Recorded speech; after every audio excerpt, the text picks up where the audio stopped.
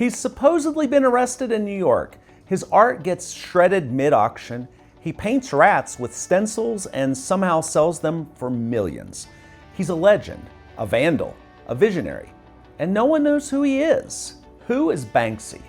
Is he a lone rebel, a group of artists, a famous DJ, or a man named Robin who once got arrested for spray painting a billboard in Manhattan? Stick around because we're about to dive into the mystery of the most famous anonymous artist in the world.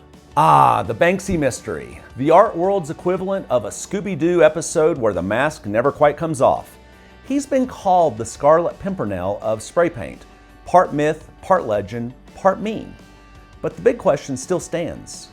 Who is Banksy? Before the shredded $1 million painting and the anti-theme parks, Banksy was just another teenager tagging walls in Bristol, England. Banksy is believed to have been born around 1974 in Bristol, England. In the last 20 plus years, Banksy's turned the art world on its head, landing on Time magazine's top 100 most influential people in 2010 and snagging an Oscar nomination for his documentary Exit Through the Gift Shop, which may or may not have been a prank. Classic Banksy. From Robin Banks to Banksy, he didn't attend a fancy art school. In fact, he got an E in GCSE art.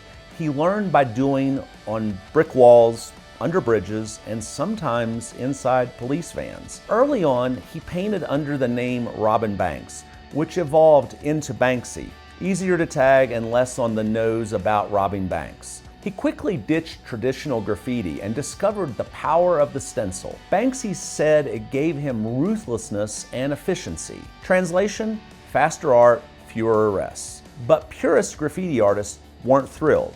Many see stencil work as cheating, leading to a full-blown graffiti war between Banksy and the late artist Robbo, whose fans still deface Banksy's work today. He also fell under the influence of Blek le Rat, a French stencil pioneer who painted, you guessed it, rats. Banksy took that idea and ran with it, making rats his recurring symbol of rebellion, survival, and, let's be honest, mischief. While no one can say with 100% certainty who Banksy is, unless they are Banksy and they're watching this, and hi, please tell us, here are some of the leading suspects and theories. The leading candidate, Robin Gunningham. This name pops up more than bubble wrap at an art gallery opening. In 2008, a Mail on Sunday investigation pointed the finger at Robin Gunningham, a former public school boy from Bristol. He matched the profile. Art student, cartoonist, politically cheeky. Even early photos, like one taken in Jamaica in 2004, showed a man with a bag of spray cans by his feet who bore an uncanny resemblance. He also matched the timeline, the look, and the style. Researchers from Queen Mary University used geographic profiling in 2016 and also concluded that Gunningham was the most likely identity. He's reportedly a trained artist, traveled in the right circles, and the timing and location of Banksy works closely match Gunningham's movements. Fast forward to March 2024, a man who looks exactly like Gunningham was spotted at the scene of a new Banksy mural in North London, setting up fencing, wearing a Nirvana t-shirt, and trying to look inconspicuous next to a giant, freshly painted tree. Other wild but fun theories are, some believe Banksy could be Robert Del Naja, aka 3D from the trip-hop band Massive Attack. Robert Del Naja is also a known street artist and also from Bristol, and has been cited by Banksy as an early influence. Banksy art tends to show up in cities right after Massive Attack tours there. Coincidence? Oh, and in one podcast interview, DJ Goldie slipped and referred to Banksy as Rob. Fans went full Pepe Sylvia after that. Fans also think he might either be Banksy or part of a collective with Gunningham. Another theory, Jamie Hewlett, co-creator of Gorillaz. He's a visual mastermind and known collaborator with Del Naja. Some fans think he's involved due to his graphic style and secretive personality. Some forensic nerds even tracked every company tied to Banksy and found Hewlett's fingerprints. figuratively, not literally. There's just no strong evidence, but it makes a cool conspiracy theory. And then there's the belief that it could be a collective. Some theorize that Banksy isn't one person, but rather a brand or art collective. It would explain how works appear so quickly and globally without anyone catching the person. Now, sightings.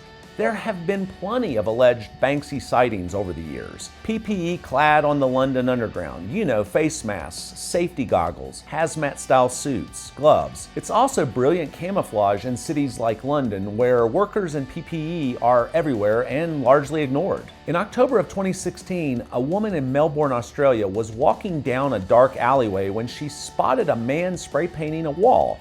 As she pulled out her phone and began filming, the man realized he was being recorded and got visibly agitated. He allegedly shouted F off, and tried to block the camera with his hand before quickly fleeing down the alley. Why people think it was Banksy? Well, this occurred during a time when a new Banksy-style piece appeared in Melbourne. The man was alone, worked fast, and acted exactly like someone used to operating covertly. He appeared to be foreign, with a British accent, and older than your average graffiti tagger, fitting the presumed age and style of Banksy. The twist? The footage went viral, but it was never confirmed and no face was clearly captured. Banksy's team, also known as Pest Control Office, made no comment as usual. This clip became another blurry breadcrumb in the Banksy rabbit trail. Then there was the Brooklyn warehouse sighting in 2013.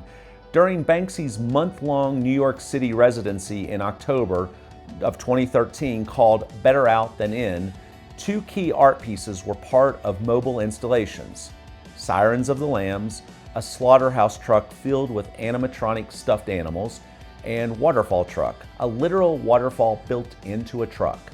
The sighting? A man on Twitter, DJ John Henry, posted a photo outside a warehouse in Red Hook, Brooklyn, showing the Sirens of the Lamb truck. 5 men, one of whom was giving orders and speaking with a British accent. One of those men was thought to closely resemble Robin Gooningham, the man suspected to be Banksy. Based on comparison with the 2004 Jamaica photo, what made it compelling was the trucks were part of confirmed Banksy installations. The man in question wasn't trying to be in the shot, but was directing the others.